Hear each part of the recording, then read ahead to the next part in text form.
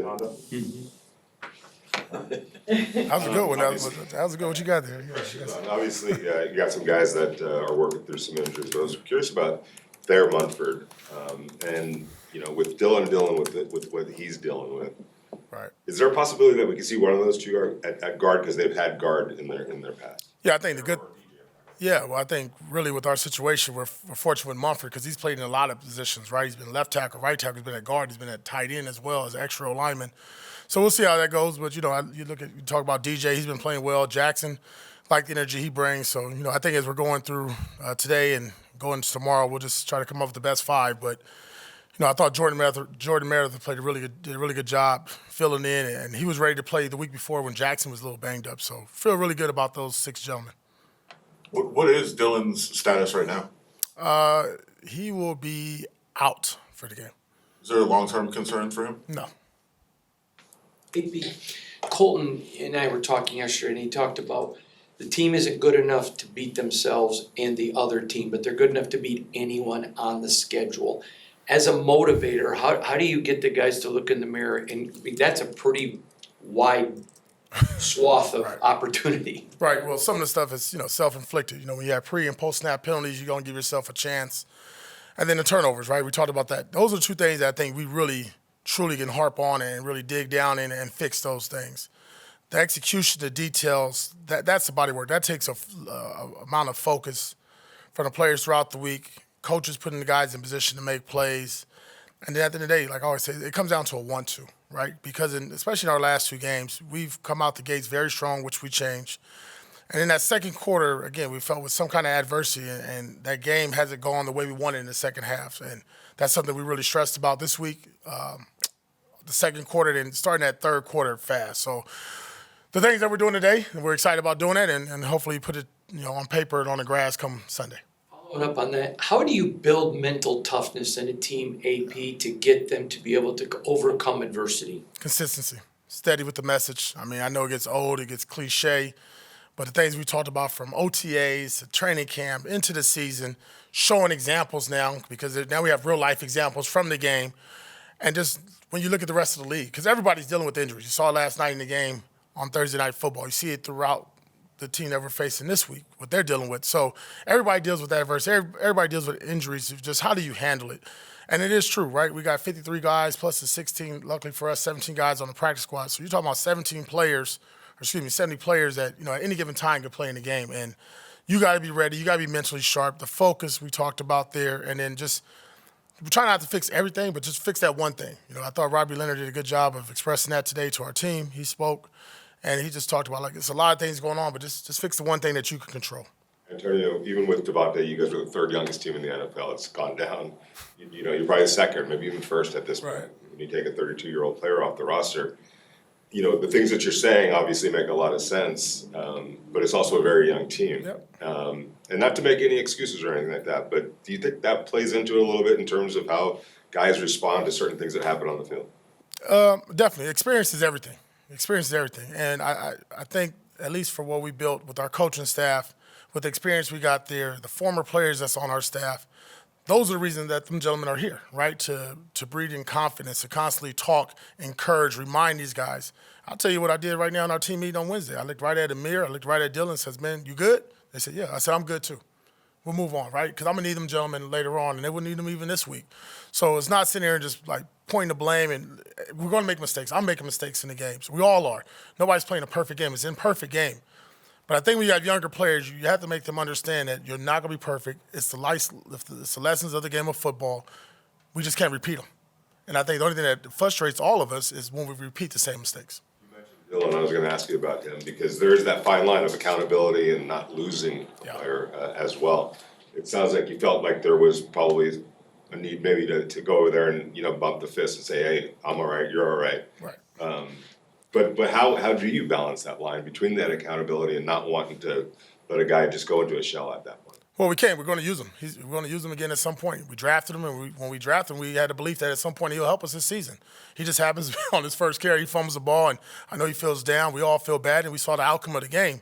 But I think more importantly is just, understanding, and again, I think this is what helps me as a former player, that you're not going to be perfect. There's going to be mistakes, but you got to learn from them. When we do these ball security drills, you got to take them serious. And then when we get in the game, it's life or death now with the football. That's our bloodline, right? That's how we get paid based on that football. So just making them understand it, but more importantly, the reassurance that I believe in them. And we drafted him to be a Raider, and we expect him to be a Raider and make Raider plays. When you look at a guy like Jacoby Myers, whether he's on the field Sunday or not, despite whatever he can do on the field now more than ever, how would you say as a leader he's going to mean more to the receivers in that room? Yeah, one of the older. We just talked about one of the young team, and losing a 32-year-old receiver. Now we got a gentleman who's in his mid to late 20s. I think Jacoby, though, when you watch him, you really don't need to hear him speak. Just watch the body of work. Watch how he goes about practice, the meeting rooms, attentive, taking notes. Doing everything we ask, like I said, from run blocking, receiving, rushing, throwing the football, wherever it may be, Jacoby does it. And he does it with a smile. He loves the game of football. He loves the physicality of the game. And I think that's really good. Obviously, when you lose a player like we talked about, the next man has to step up. And not even that we needed somebody to leave the building, but Jacoby's always been that presence, right? You feel Jacoby when he's around you. How's his ankle? What's the update with him? He's doubtful for right now. Practice today? No, he'll be off to the side.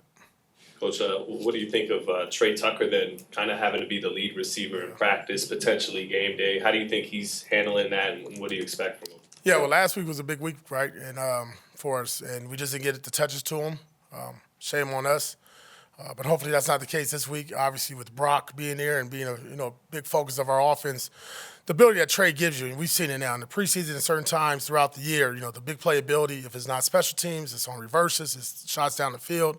We got to find ways to get him the ball by all means necessary. And the thing about Tre, he's getting closer and closer to really, you can see the look in his eyes, just for the opportunity. AP, obviously you guys are missing Christian Wilkins right there in the middle, but logistically, how do you guys stop the running game from the opponent? Just any opponent or the Rams are we talking We particularly? can talk about the Rams. Okay, yeah, no, I think, with the Rams, I talked about it earlier this week, when you look at Williams and what they do up front, very powerful runner, not the biggest guy, but man, he runs beyond his pads. He runs like a big boy. So for us, I think it's the most thing important when you're playing defensive line, like hand placement, pad level, your eyes. And before you make a tackle, you got to whoop that man's tail in front of you and beat him. And if you're asked to do something for the linebackers and hold them off, do the same. But I think the way our defense is built, especially when we got John Jenkins in there, Adam Butler, a lot of the stuff we like to funnel between our tackles and our linebacker, right? Our middle linebacker, Robert Spillane. So just doing your job, again, not trying to replace Christian Wilkins on the stat sheet, but just more so doing your job and doing the technique that we ask you to do. When the Rams do have Cooper Kupp, they tend to throw to him a lot, and when they don't, they spread it around a lot. I mean, how different is it preparing for if he's there and if he's not, for how different their ball distribution is? Well, first, we have ultimate respect for Cooper. I mean, just going against him last year in training camp, seeing him work each and every day in practice, and then you watch the body of work that he's put into the league since he's played. Ultimate pro, obviously an X factor in the game. But they do got a pretty good quarterback that knows how to sling it and throw that ball and disperse it to the right players, and they got a lot of speed at wide receiver. So I think that you look at the concepts, and each and every week, McVay does a good job of changing up how he attacks the defense, and I think we'll see that within the first quarter or so. Antonio, obviously you grew up in LA, a Raider fan, but there was another team down in Orange County, the Rams. Yep. I mean, did you ever pay attention to them, or what was that dynamic? No, I didn't. It was too far away. And it was no disrespect, but I did play, I'll be honest, I did with Eric Dickerson because I wanted to play running back when I was younger. Eric Dickerson, Jerome Bettis, but, and they had that one year, I can't remember, it was either 88 or 89 with Flipper Anderson, and they were just rolling at the quarterback, Jim Everett. They rolled, but man, I ain't gonna lie. I always played, silver and black. But more importantly, it was always that rivalry, though, right? It was kind of like, if you grew up in LA, you're Lakers, you're Clippers, you're Ducks or you're Kings. You know what I mean? And for me, I was a Raider over the Rams. But I thought the Rams, for what they were doing in LA at that time when I was growing up, they had some winning teams. You know what I mean? They did a good job until they left, I think 95 or 96. AP, how critical is it just to stop the bleeding and get some confidence back in that room to get a W? I know they're all big, Yeah. but for that specific reason. Yeah, a lot of frustration in the building, right? Because the last 2 weeks, I think we've seen wins and opportunities slip away in front of our hands by our own fault, right? And I think, as we talk throughout this week is, go and look at the opponent and you look at yourself and say, okay, why are these things happening? How do we fix them? But more importantly, why when we have a lead or we have an opportunity to put our foot on somebody's throat, why are we not doing it? And again, I had to do a better job of getting our guys going for 60 minutes. Obviously, we're coming out the gate strong, but not even that, but along with the coordinators. And the players got to have that want to and that desire, right? And like we said, man, just squeezing everything that we got out of ourselves to make sure we come away with a victory. Very good. Thanks, Coach. Thanks, AP.